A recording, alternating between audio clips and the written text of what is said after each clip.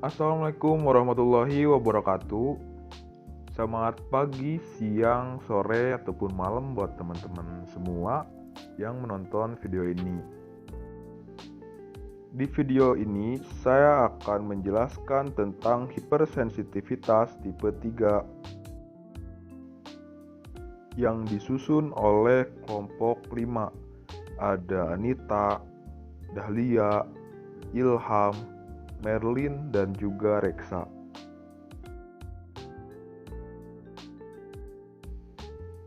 Pertama, kita ke definisi. Hipersensitivitas tipe 3 disebut juga penyakit kompleks imun, di mana kondisi ini terjadi ketika antibodi dan antigen bergabung menjadi satu di bagian tubuh. Misalnya, pembuluh darah di kulit, ginjal, dan sendi, hingga menyebabkan peradangan atau kerusakan lokal. Perbedaan hipersensitivitas tipe 2 dan 3 adalah hipersensitivitas tipe 2 dimediasi oleh antibodi, di mana antibodi ini bersifat spesifik terhadap suatu sel atau permukaan jaringan.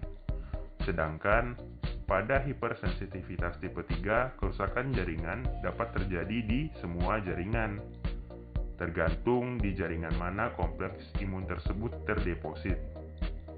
Selain itu, pada hipersensitivitas tipe 2, antibodi mengikat antigen yang terikat pada sel. Sedangkan hipersensitivitas tipe 3, antibodi mengikat pada antigen bebas. Kompleks imun yang terbentuk kemudian menuju ke sirkulasi darah dan harusnya dimusnahkan oleh sel imun seperti neutrofil dan sel makrofag melalui proses fagositosis. Namun, pada kasus hipersensitivitas tipe 3, kompleks imun banyak terbentuk dan kompleksnya berukuran kecil sehingga sulit dibersihkan oleh sel fagosit. Mekanisme hipersensitivitas tipe 3. Kondisi ini disebabkan adanya pengendapan kompleks antigen dengan antibodi yang kecil dan terlarut di dalam jaringan. Hal ini ditandai dengan timbulnya inflamasi atau peradangan. Pada kondisi normal, kompleks antigen dengan antibodi yang diproduksi dalam jumlah besar dan seimbang akan dibersihkan dengan adanya fagosit. Namun kadang-kadang kehadiran bakteri, virus, lingkungan, atau antigen seperti spora, fungi, bahan sayuran, atau hewan yang persisten akan membuat tubuh secara otomatis memproduksi antibodi terhadap senyawa asing tersebut, sehingga terjadi pengendapan kompleks antara antigen dengan antibodi secara terus-menerus. Hal ini juga terjadi pada penderita penyakit autoimun.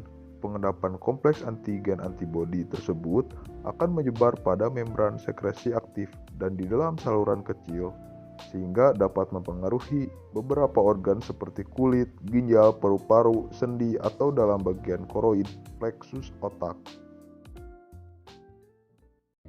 Terjadinya hipersensitivitas tipe 3 dibagi menjadi 3 fase, yaitu 1. Fase pembentukan kompleks imun, 2. Fase pengendapan kompleks imun, dan 3. Fase inflamasi dan cedera jaringan.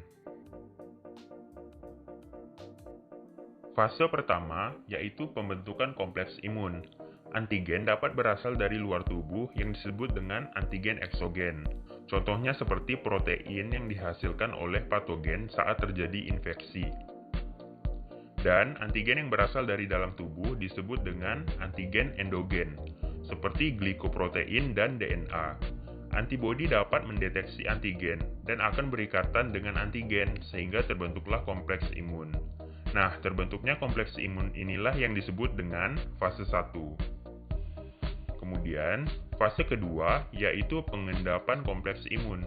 Pada fase kedua, kompleks imun yang telah terbentuk akan terdeposit di berbagai jaringan dan organ, seperti pembuluh darah kecil, kemudian glomerulus pada ginjal, dan membran sinovial pada sendi. Pada fase ketiga, kompleks imun yang terdeposit akan memicu respon imun, seperti kemotaksis neutrofil atau memicu kedatangan neutrofil, degranulasi, dan pengaktifan sistem komplement. Hal ini dapat menyebabkan inflamasi yang merusak jaringan, karena sistem imun tidak menyerang zat asing seperti bakteri, melainkan menyerang jaringan tubuh sendiri. Contoh kasus terjadinya hipersensitivitas tipe 3 adalah pada penderita sistemik lupus erythematosus atau SLE, yaitu penyakit autoimun yang dimediasi oleh kompleks imun.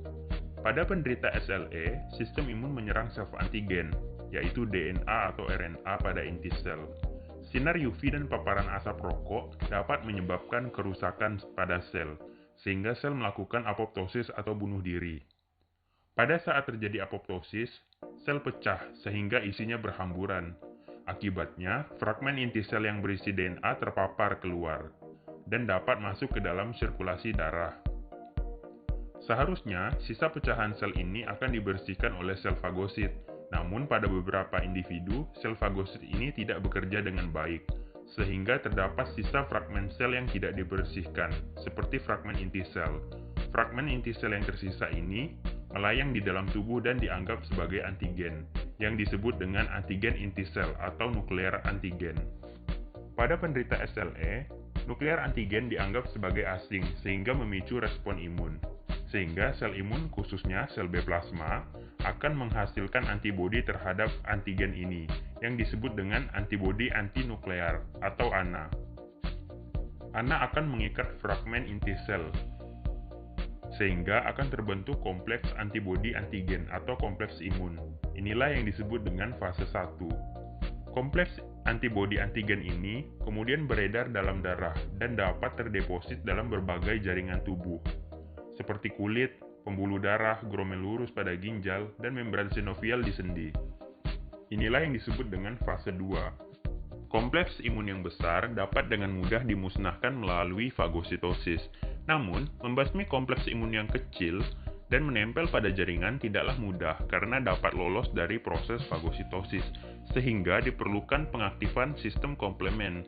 Kompleks ini dapat mengaktifkan sistem komplement yang berperan sebagai agen kemotaksis, yaitu melepaskan zat kimia yang memberi sinyal kepada sel imun lain untuk datang ke jaringan tersebut, khususnya neutrofil. Neutrofil akan mengenali kompleks imun dan akan memfagositosisnya. Namun, biasanya kompleks imun ini akan melekat kuat pada jaringan, sehingga dapat terjadi kegagalan fagositosis. Akibatnya, neutrofil akan mengeluarkan enzim lisosom pada jaringan tersebut. Enzim ini akan melisis kompleks tersebut, namun juga akan merusak jaringan, sehingga inflamasi yang terjadi akan semakin parah.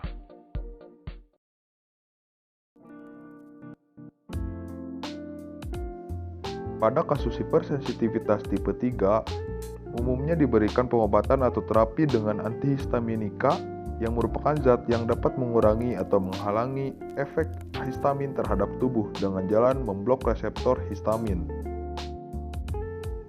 Berikut contoh-contoh obat antihistaminika. Pertama ada clemastine, itu Tafegil. Digunakan untuk mengurangi permeabilitas kapiler dan efektif terhadap pruritus alergika atau gatal-gatal. Yang kedua, antazolin, antistin, digunakan pada pengobatan gejala alergi pada mata dan hidung atau disebut salesma sebagai sediaan kombinasi dengan nafazolin.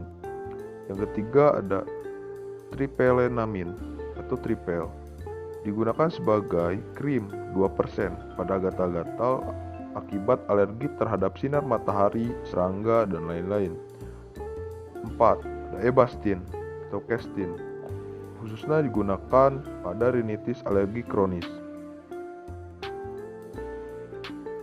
Gangguan imun kompleks pada peristiwa ini, antigen dalam sirkulasi bergabung dengan IgG menjadi suatu imun kompleks yang diendapkan pada endotel pembuluh. Di tempat itu, sebagai respon terjadi peradangan yang disebut penyakit serum yang memiliki ciri urtikaria, demam, dan nyeri otot, serta sendi. Reaksinya dimulai 4-6 jam setelah terkena dan lamanya 6-12 hari. Obat-obat yang dapat menginduksi reaksi ini adalah sulfonamida, penisilin, dan iodida. Imun kompleks dapat terjadi di jaringan yang menimbulkan reaksi lokal atau dalam sirkulasi. Pada umumnya, kerusakan terjadi karena ada pengendapan kompleks imun yang berlangsung melalui 4 tahap. Pertama, ikatan antibodi dengan antigen membentuk kompleks imun. Pengenalan antigen protein memicu respon imun membuat dilakukannya produksi antibodi sekitar seminggu setelah injeksi protein. Antibodi tersebut disekresikan ke dalam darah di mana dapat bereaksi dengan antigen yang masih disirkulasi dan membentuk kompleks antigen antibodi. Kedua, kompleks imun akan mengendap pada jaringan tertentu seperti endotel, kulit, ginjal, dan persendian. Ketiga, yaitu faktor humoral.